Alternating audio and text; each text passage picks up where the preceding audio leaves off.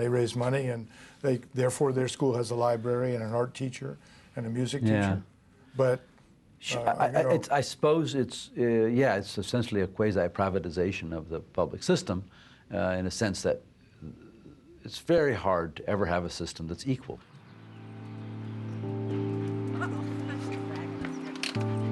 Orinda parents say that private fundraising has been forced upon them by the state. With laws still in place to equalize spending and property taxes held down, they say California barely provides a basic education. Well, you have no choice. These are our children. People in this community, education is a priority to them. And they, put their money, their time, their effort into making sure it's taken care of. But it's not really public school.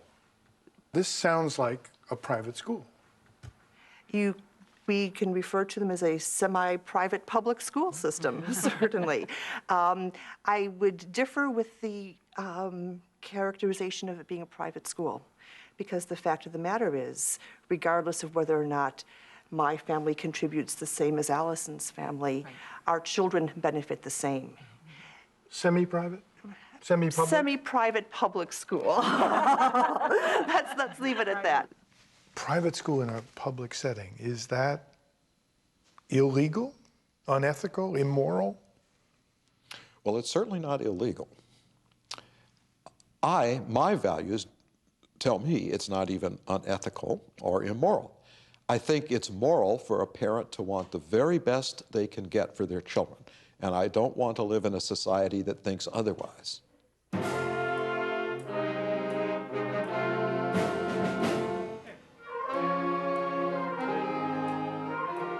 If you could imagine for me, what would this look like without all the money? If we had no contributions, we would have no music teachers, we would have no librarians, we wouldn't have art teachers, we would not have PE teachers, orchestra, drama, video production, art classes. We have to do this for our kids. We have to fill that gap because the state isn't doing it. Orinda School District has increasing and urgent needs financially. Challenging circumstances brought parents in Orinda together. Because of their financial support and participation, public schools here are still among the best equipped in the state. There are schools that are pinnacles of education that anybody would want their children to go to, but they're not the schools that my kids attend. They're not the schools that Black, Latino, Asian Pacific American students and poor students are attending in California. Instead, those schools are slums. There's no better word for it. Private foundations are of little help to attorney Catherine Lehman's clients, children trapped in decrepit public schools. So 2 years ago, Lehman sought another kind of relief. It made national news. The American Civil Liberties Union is suing the state of California for failure in the school system. The plaintiffs in the class action lawsuit, mostly children in low-income districts, attend some of the worst public schools in California. If these schools were housing, they would be condemned as slums. Bathrooms are filthy, where there are insufficient stocks of textbooks. I want a book for every kid. I want a book, I want a seat in a class, I want a teacher in the front of the room. We're not asking for money, we're not asking for anything more basic than just the provisions of what should be the floor of education. California holds its students accountable by saying you can't be promoted to 8th grade, you can't graduate from high school unless you can pass certain tests. We want to hold the state accountable. They make a very good point. Kids should have qualified teachers, kids should have clean, safe facilities, and kids should have instructional materials and paper and pencils and stuff. Of course they should. The question becomes, should we have a totally state system? They believe we should. Having seen what the state does in my years in policy and politics, I think that would be a cure that's worse than the disease. Are you willing to have a judge looking over the shoulder of school districts all across California? Let me be very clear. We believe in local control, but we want to make sure that where local communities can't provide or don't provide for any reason, then there's a stopgap, that the state is doing its job. We didn't make up that theory.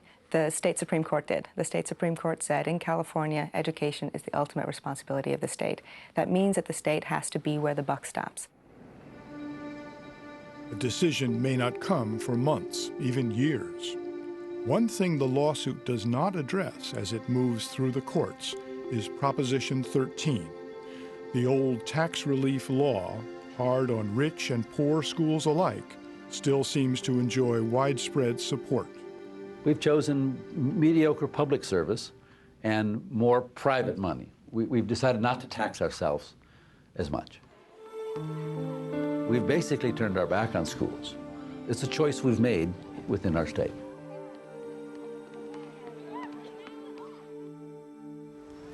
Good morning. Don't forget to vote today. Sure. Good luck today. Thanks. When we first met John Dacey, he was campaigning hard, Don't forget to vote today. trying to raise money for the public schools in Santa Monica, Malibu. Good morning. Don't forget to vote today. Thanks. While he went from car to car, his volunteers went door to door. Knocking on doors. We're knocking on doors. So we've got Montana, Alta, Margarita. Besides foundations, there's only one way left for school superintendents like John Dacey to raise badly needed money. Hi. Don't forget to vote today. Special school funding measure is on the ballot. Proposition 13 allows new taxes, but only if 2/3 of the voters say yes. The odds of winning are slim. In most communities, only a small percentage of adults has children in school. Santa Monica is no different. The demographics are a city that has a combination of, 99,000 residents and 11% have children. The overwhelming majority of the community does not have any involvement in the public schools, has continually supported them, but are either single or do not have children. At 8 p.m., the long day of campaigning was finally over. Dacey and other supporters of the new tax gathered to await the results. How you doing? Good to see you too. Victory would mean $6.5 million for Santa Monica's public schools. A loss would mean layoffs for nearly 100 teachers. When will you know whether you won or lost? About an hour from now, we'll know the first chunk that they count. And then they would, by 10 o'clock, I would think, they'd have them all counted. So how are you feeling? I'm not an optimist at nature, so. So, yeah, really concerned. Yes, John Dacey calling again, wondering if you had anything in Santa Monica, Malibu. How do you refresh, Mike? Yeah, that's what I'm trying to figure out, actually. But I know it goes back. We don't know yet. It's 23 out of 35 precincts in, and it's 66.9. Trying to move this. It's 10 after 11. Right. You've got 2/3 of the precincts in. And it could not be any closer. At 1 a.m., the results finally arrived. They gotta pay for it. 77. We have 16,000. We need to let people know. 16,800. Oh my God, excuse me. I gotta go. It's a very, very, very, very small number. So barring anything not known at this point, we've won. And that is really important.